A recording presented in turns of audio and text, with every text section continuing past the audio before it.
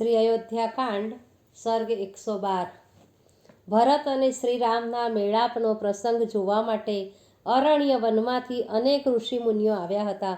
તેમણે ભાઈઓનો પ્રેમ જોયો અને રૂવાડા ઊભા કરી દે તેવા વાર્તાલાપથી અતિ વિસ્મય પામ્યા। બંને ભાઈઓની પ્રશંસા કરતા ઋષિઓએ ભરતને કહ્યું, હે બુદ્ધિમાન ભરત, તારા અરણ્યમાં આવવાથી અમે પ્રસન્ન થયા છીએ। અગર તું તારા પરલોક સિધાવી ગયેલ પિતાને સુખ જ આપવા ઈચ્છતો હોય તો તારા વડીલ શ્રી રામની આજ્ઞાનું પાલન કર। દશરથ રાજા તો કૈકેયીના ઋણમાંથી મુક્ત થઈ સ્વર્ગે ગયા છે। હવે રામને પણ ઋણમુક્ત થવા વનમાં વસવું અને તારે રાજ્યનું પાલન કરવું તે તારી ફરજ છે। ઋષિઓના આવા વચન સાંભળીને શ્રી રામ પ્રસન્ન થયા। આકાશના દેવો ઋષિના વેશમાં આવ્યા હતા અને રામ તેમનું કાર્ય સિદ્ધ કરવા વનમાં જ રહે તેથી તેમની ઈચ્છા હતી। આ ઈચ્છા પૂરી થતાં દેવો જવા લાગ્યા ત્યારે શ્રીરામને તેમનું પૂજન કર્યું। ઋષિઓના ગયા પછી ભરતે શ્રીરામને હાથ જોડીને કહ્યું, હે વડીલ બંધુ, તમે અયોધ્યામાં આવવા તૈયાર નથી તો હું આવડા મોટા અયોધ્યાના રાજ્યની રક્ષા કરવાને શક્તિમાન પણ નથી।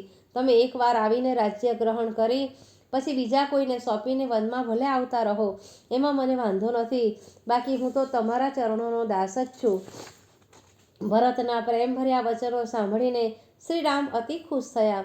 તેમણે ભરતને પોતાની પાસે બેસાડીને કહ્યું, ભાઈ, તારી ઈચ્છા છે કે હું એકવાર અયોધ્યા આવી ગાદી ગ્રહણ કરું। તારી આવી ઈચ્છા સ્વાભાવિક છે, પણ હે ભાઈ, તારામાં જેટલી શક્તિ છે એટલી કોઈનામાં નથી। તું અવશ્ય અયોધ્યાની ગાદીનું રક્ષણ કરી શકીશ, બાકી પિતાની આજ્ઞા પૂર્ણ કર્યા વિના હું ઘરે પાછો આવવાનો નથી, માટે મારું કહ્યું માની તું અયોધ્યા પાછો જા।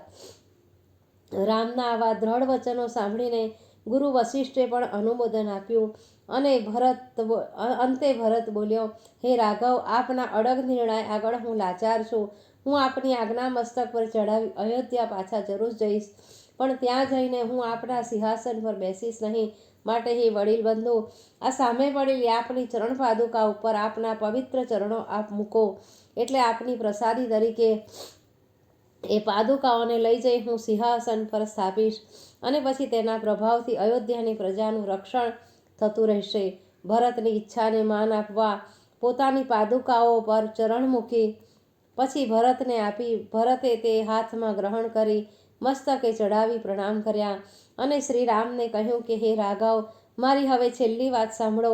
તમારી આ પાદુકાઓને રાજ્ય સ્થાને સ્થાપી હું તેની આજ્ઞાથી રાજ્ય કાર્ય કરતા આપની રાહ જોઈશ। જટા અને વલ્કલ ધારણ કરી અયોધ્યા બહાર નંદીગ્રામમાં નિવાસ કરીશ। 14 વર્ષ સુધી કંદમૂળનો આહાર કરીશ અને 14 વર્ષ પૂરા થયે બીજા દિવસે આપના દર્શન મને થશે નહીં તો હું અગ્નિમાં પ્રવેશ કરી લઈશ। રામે ભરતની દ્રઢ પ્રતિજ્ઞા સાંભળી અને ભરતને હૃદય સરસો ચાપીને તેના કહ્યા પ્રમાણે આવી જવાનું વચન આપ્યું। પછી શત્રુઘ્નને પણ ભેટ્યા અને કહ્યું કે માતા કૈકેયી પર કોઈ જાતની વેરભાવના રાખવી નહીં અને માતા સમજી તેમની સેવા કરવી। ભરત અને શત્રુઘ્ને રામની પ્રદક્ષિણા કરી પ્રણામ કર્યા। રામે અડગ મન રાખીને માતાઓને વંદન કરીને વિદાય આપી અને પોતાની પર્ણશાળામાં આવીને માયાનું આવરણ ખંખેરી નાખ્યું અને સ્વસ્થતા ધારણ કરી।